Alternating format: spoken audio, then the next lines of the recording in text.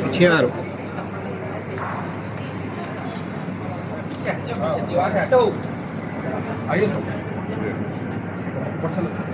तुम्हारा कैमरा एक डॉक्टर साहब एक सेकंड डॉक्टर साहब आप भी एक प्लीज इधर आइए डॉक्टर साहब पीछे पे तो वर्ड मिलता सामने नहीं पूरा सामने हाँ काटिए साहब यस इधर देखिए साहब एक मिनट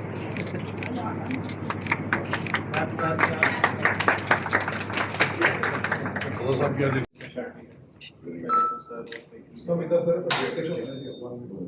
अब तो 24/7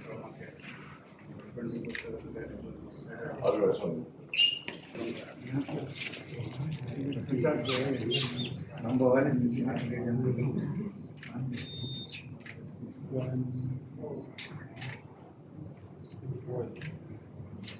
ओके सर एक मिनट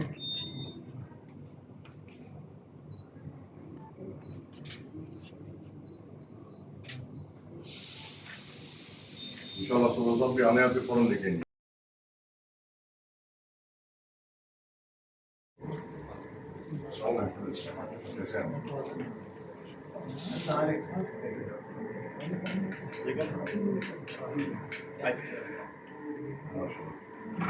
सब जरा इधर आइए आइए उधर ठहर जाते ना हम ना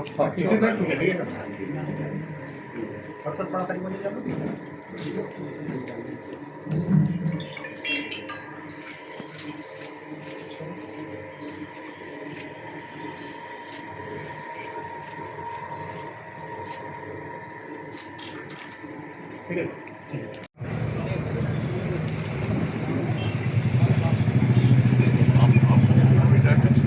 बच्चों का पीछे ये पूरा अटैक्स का पूरा सामने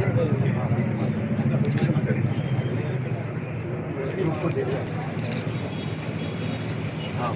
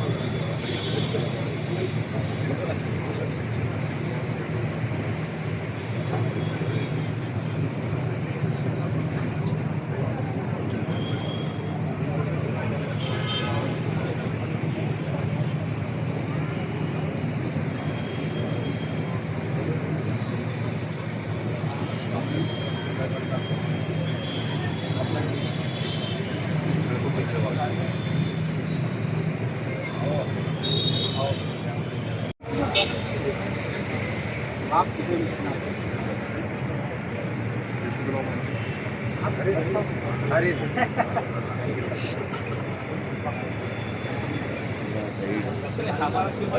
आप हमारे सब जरा जरा इधर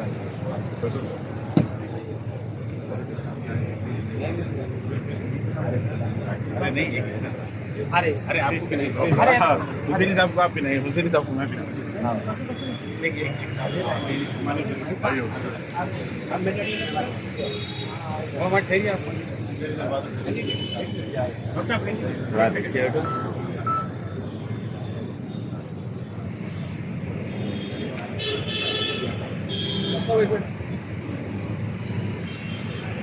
इधर इधर सर लुकियर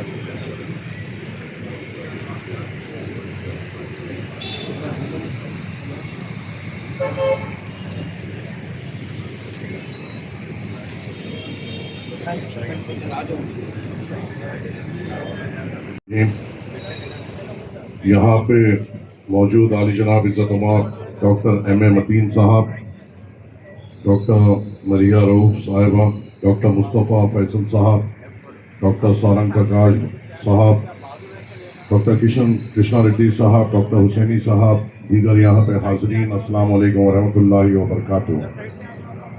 मैं तहे दिल से वेस्टर्न मल्टी स्पेशलिटी हॉस्पिटल का शुक्रगुजार हूँ कि उन्होंने यहाँ पे हमें बुलाया और इस अजीम इंस्टीट्यूशन का इफ्तिताह करने हमारे का मौका हमें दिया।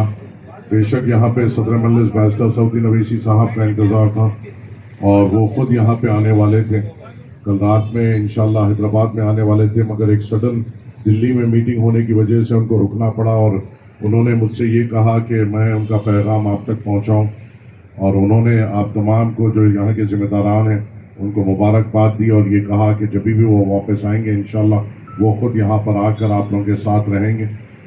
मुझे ये कहा गया है अल्हम्दुलिल्लाह यहाँ के वेस्टर्न मल्टी स्पेशलिटी हॉस्पिटल में जो मेन प्रायोरिटी है वो है पेशेंट्स की अफोर्डेबिलिटी और उनके फाइनेंशियल सिचुएशंस को देखते हुए उनको बेहतर से बेहतर इलाज देने की यहाँ पे कोशिश की जाएगी। मुझे उम्मीद है कि हमें इसी तरीके का यहाँ पे बेहतरीन इलाज और अच्छे से अच्छे डॉक्टर्स का वक्त यहाँ पे मिलेगा और इंशाल्लाह यहाँ पे जो पेशेंट्स आएंगे उनको बड़ा फ़ायदा भी होगा। बस आप लोगों की भी एक अदबन गुजारिश ये है कि मजलिस इत्तेहादुल मुस्लिमीन यहाँ से कामयाब हुई है और पिछले 6 महीने में जब से मैं यहाँ पे मुंतखब हुआ हूँ मेरी भी ये मेन प्रायोरिटी कोशिश ये है कि नामपल्ली हल्के में ख़ास तौर से जो हॉस्पिटल का सेक्टर है और जो एजुकेशन का सेक्टर है इसमें और ज़्यादा तरक्की हो सके और ज़्यादा इसमें बेहतरी हो सके और उसके लिए मैं कोशिश कर रहा हूँ कि यहाँ के तमाम जो गवर्नमेंट हॉस्पिटल्स हैं उनका विज़िट कर सकूँ और वहाँ पे जो गरीब आवाम आती है उनका फ़ायदा उठा सकूँ इंशाल्लाह। हुसैनी साहब और यहाँ के तमाम डॉक्टर्स का भी तजुर्बा हासिल करते हुए उसको और कैसा बेहतर कर सकेंगे उसके लिए मैं आपकी भी मदद की भी गुजारिश करता हूँ कि क्योंकि हम कमिटेड हैं यहाँ पे एक बेहतर इलाका बनाने के लिए जहाँ हॉस्पिटल्स बेहतर हों, गरीब आवाम की ज़्यादा से ज़्यादा सहूलत हो और जो अवाम ने मजलिस इत्तेहादुल मुस्लिमीन पे जो उम्मीद जताई है उस पर हम खरा उतर सकें, मगर वो मेरे अकेले से नहीं हो पाएगा जब तक काबिल डॉक्टर्स जो है जो इस फील्ड के ज़िम्मेदारान हैं जो इस फील्ड को बेहतर तरीके से जानते हैं और ख़ास तौर से जैसे डॉक्टर M.A. मतीन साहब के दुआओं के साथ अगर मुझे रहबरी मिलेगी तो मुझे यकीन है कि इस नामपल्ली हल्के के तवक्कुआत पे हम खरे उतर सकेंगे। मैं फिर से आप तमाम का तहे दिल से शुक्रगुजार हूँ कि आपने हमें यहाँ पे बुलाया, इज़्ज़त से नवाजा। बहुत बहुत शुक्रिया। अस्सलाम वालेकुम। multi-specialty doctors and everybody who have come here, all the best, and we promise you in our hospital we are going to give the best treatment at a very, very, very low cost. We have all the top doctors who have come and joined us, and we promise you it will be the best hospital around in Nampally here. Thank you so much. Specialities जो हैं उसको develop करना, एक तो emergency services ICU है और दूसरी ये है कि डायग्नोस्टिक्स। अब डायग्नोस्टिक्स चूँकि हमारे हाथ में है तो हम ये सोचें कि CT स्कैन है, अल्ट्रासाउंड है, एक्सरेज है, MRI है और ये इसकी रिपोर्ट इमीडिएटली आना। पेशेंट हॉस्पिटल को आया, इमरजेंसी में स्टेबलाइज हो गया, फिर उसके साथ डायग्नोस्टिक उसकी हो गई, उसकी तशखीस हो गई और उसका प्रॉब्लम मालूम हो गया, उसके बाद ट्रीटमेंट बहुत आसान हो जाता है। असल प्रॉब्लम जो हो रहा है वो इमरजेंसी सर्विसेज में हो रहा, पेशेंट आके स्टेबलाइज नहीं होता, उसमें देर हो जाती, ख़राब हो जाता पेशेंट। और दूसरा ये होता कि डायग्नोसिस नहीं होती, अल्ट्रासाउंड हुआ, रिपोर्ट कल आ रही है, CT स्कैन हुआ 2 दिन के बाद आएंगी, तो उसमें वो डिले में ट्रीटमेंट भी लेट हो जाता। तो हम ये चाह रहे हैं कि ये 2 सर्विसेज इमीडिएटली मिनटों में, घंटों के अंदर ही हो जाए। हॉस्पिटल पहुंचा, जैसे स्ट्रोक का पेशेंट है, मतलब ब्रेन हेमरेज हुआ उसको, वो हॉस्पिटल पहुंच गया तो वो 2-3 घंटे के अंदर उसका ट्रीटमेंट हो जाना, डायग्नोसिस हो जाना, स्टेबलाइज हो जाना और फिर ट्रीटमेंट शुरू हो जाना। तो उसको पैरालिसिस नहीं होता, उसके हाथ पाँव उन्हें चलने के काबिल रहता। अगर फर्स्ट करो ये 3 घंटे का टाइम गुजर गया तो फिर उसको पैरालिसिस शुरू हो जाता, अब उन्हें चलने के काबिल नहीं होता, चाहे आप बेहतरीन ट्रीटमेंट दें। तो हमारे एम ये है कि इमरजेंसी सर्विसेज और डायग्नोस्टिक सर्विसेज को हम इम्प्रूव करें। वो एम से शुरू किया गया है। डॉक्टर साहब ट्रॉमा केयर के लिए कौन कौन से स्पेशलिस्ट की ज़रूरत पड़ती है? ट्रॉमा में देखिए सबसे पहले ऑर्थोपेडिक सर्जन है, प्लास्टिक सर्जन है और अपने इमरजेंसी सर्विसेज के सर्जन है, क्योंकि एयरवे मेंटेन करना रहता है उसको, सांस का प्रॉब्लम रहता है उसका, तो पल्मोनोलॉजिस्ट की ज़रूरत पड़ती है, क्रिटिकल केयर स्पेशलिस्ट की ज़रूरत पड़ती है, कार्डियोलॉजिस्ट की ज़रूरत पड़ती है, फिर उसके बाद तो गैस्ट्रोएंटरोलॉजिस्ट की, डायग्नोस्टिक रेडियोलॉजिस्ट तो उसके साथ ही रहना पड़ेगा, जो कि डायग्नोसिस मोस्ट इंपॉर्टेंट है। तो इन लोगों की ज़रूरत पड़ती है, तो हम ये पूरी स्पेशलिटीज़ को डेवलप कर रहे हैं। तो हमारे पास जो पल्मोनोलॉजिस्ट है वो डॉक्टर मतीन सलीम है, शहर के सबसे बड़े पल्मोनोलॉजिस्ट हैं, तो वो दे रहे हैं सर्विसेज दे रहे हैं, तो वो भी है। गायनिकोलॉजी में भी माशाल्लाह से डॉक्टर मलिहा रऊफ़ हैं, जो सीनियर गायनिकोलॉजिस्ट हैं शहर की, वो सर्विसेज दे रही हैं, वो सर्विसेज दे रही हैं।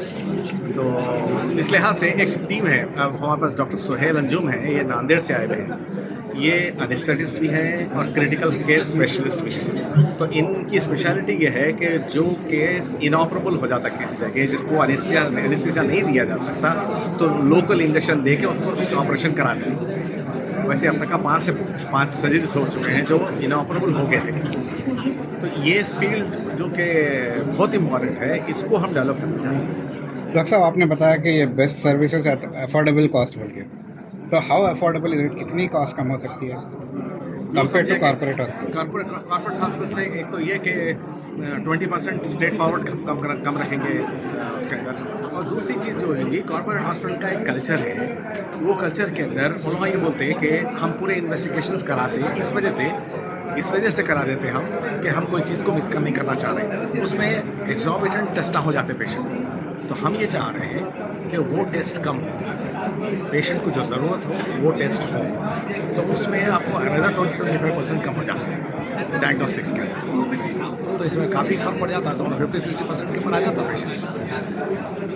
और इसके अलावा आमतौर पर ये देखा गया है कॉर्पोरेट हॉस्पिटल्स में जो है अननेसेसरी टेस्ट कराते हैं और प्रोलॉन्ग्ड इन पेशेंट जी ऐसा करके बिल बढ़ाते हैं। जी तो उसको आप किस तरह से अवॉइड करेंगे? उसको हम ये चाह रहे हैं कि अगर सर्विसेज आपकी इम्प्रूव हो, जैसे इमरजेंसी अगर स्टेबलाइज हो गया पेशेंट, मैं आपको जैसे बोला, दूसरा ये कि डायग्नोस्टिक्स हो गए तो ट्रीटमेंट आसान हो गया, उसका ऑटोमेटिक स्ट्रेस कम हो गया उसका। मैं आपको बोला कि स्ट्रोक पेशेंट है, 3 घंटे में उन्हें हमारी सर्विसेज मिल गई उसको, तो उसका ऑटोमेटिकली लॉन्ग रन उसको रहने की ज़रूरत ही नहीं है हॉस्पिटल में, और पैरालिसिस वगैरह होएंगे ही नहीं उसको। वंस उसका पैरालाइज हो गया वो, तो फिर अपने अनलिमिटेड दवाखाने में रहना है। अनलिमिटेड? ठीक है सर।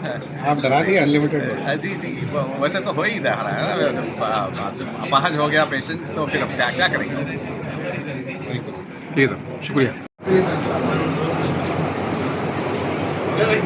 हाँ, फैन बंद।